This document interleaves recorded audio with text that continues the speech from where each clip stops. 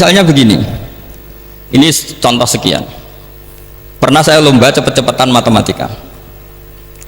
Kalau saya kan pernah dimintai konsultan sebagai badan Basnas Nasional. Mereka kalau ngitung ya zakat tijarah itu 2,5%. Mungkin zakat ziroah berapa? 10% atau 20%. Kangkang yang di sini tak pikir itu mesti bingung karena gaya porogabet itu mesti raiso. Dan mereka tak tantang, coba jenengan bikin porogabet, saya pakai matematika pesantren, itu cepet saya. Karena matematika kita adalah matematika ummi. Ummi itu orang Arab, ummiin. Gak usah diterjemah apa, sudah ummiin saja. Ummiin itu keibu-ibuan lugu. Jadi kalau nggak bisa itu ya terlalu. Misalnya 2,5%, kalau kita bilang kan rubu'ul usyur. Ya sudah 1.000 itu diusurkan dulu menjadi 10. Setelah 10 itu kan misalnya ya 1.000 berarti usurnya 100, ya kan? Setelah 100 cari rubuknya berapa? 25. Berarti setiap 1 juta 2,5% adalah 25. Mereka masih garap porogabet, saya sudah cepat 1.000 usurnya 100, rubuknya 25, namanya rubu'ul usyur. Begitu juga misalnya kita punya aset 100, nisful usur, usurnya 10, nisfunya berarti 5. Itu rasa porogabet cepat ketimbang sampean porogabet 2,5% kan suwi. Terus dia tanya, Pak matematikanya kok cepat? Dapat ilmu dari mana? Pernah kuliah di mana? Ya saya ngaji di Sarang sama Mbah Mun, terus saya ngaji beberapa ilmu. Nah, kelirunya rata-rata santri itu faro itu ya ora seneng. Nah, bulat. Nah ini cerita saja. Jadi kita bisa membuktikan ke khalayak ramai kalau kita tidak kalah. Khawarizm Al-Jabar terkenal di barat, Avicenna atau Ibnu Sina itu ya dengan ilmu-ilmu umum. Dan mereka fasih sekali menerangkan ilmu medis, ilmu apa. Fasih sekali. Sehingga ketika sekarang teknologi katanya adanya di barat, di Eropa, sebenarnya mereka itu kagum sama Islam. Karena mereka ngakui bahwa di antara ilmu itu dari Islam, zaman Khawarizm, zaman Al-Jabar, zaman Avicenna, zaman Ibnu Rus dan sebagainya. Saya beri sekian contoh dan ini saya bilang tanyakan ke orang kafir yang paling inat, paling lacep di dunia. Tanyakan ayat ini, pasti artinya seperti ini.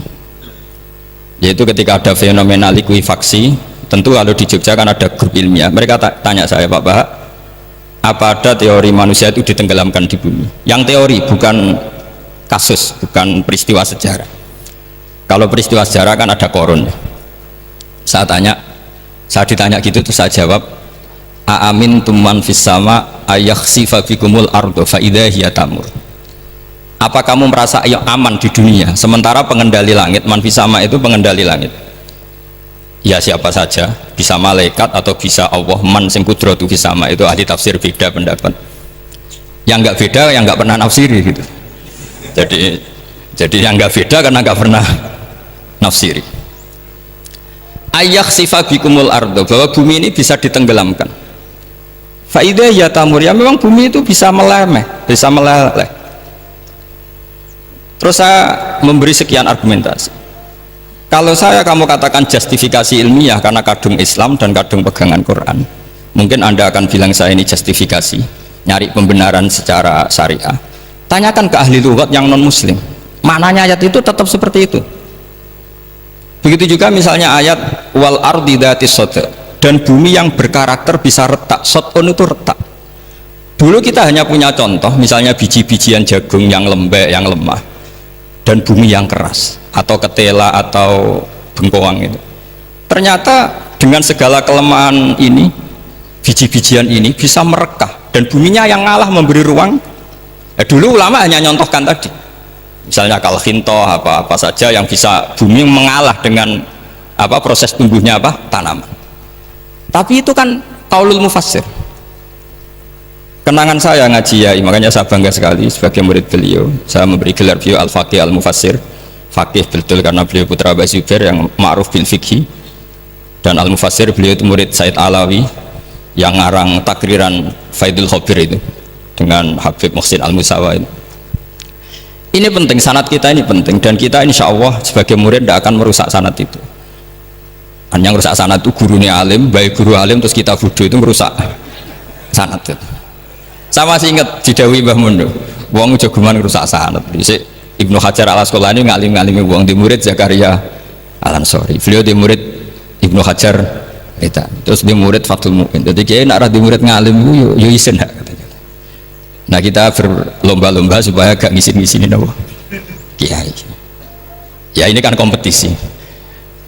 Kalau gak kasih alim ya ngaku alim saja lah supaya ya nggak apa-apa, artinya ya cukup lah kalau di daerah masing-masing kan. Saya pernah sama satu temen itu, Gus kula wis ngalim kok iso. Kula niku tiyang Sragen. Urip kula teng kaki Joko Samudra. Jadi kok kula ngeten iki pun alim. Ketika dia nakal dan pengurus nyurati orang tuanya memberitahu kalau anaknya nakal, dia tenang saja. Tak tanya, "Kenapa kamu tenang?" "Bapakku buta huruf." Jadi pengurus nyurati ya tenang saja dia, karena dia tahu orang tuanya itu buta huruf. Kok nikmat urip kok kowe iki saya najar. Ya tapi insya Allah barokatuh Syekhina semua itu tetap berkah, karena itu awal hidayat di daerah masing-masing. Itu tidak perlu alim, sudah hebat itu. Karena ya nggak perlu lah, kalau alim betul malah nggak sempat dakwah.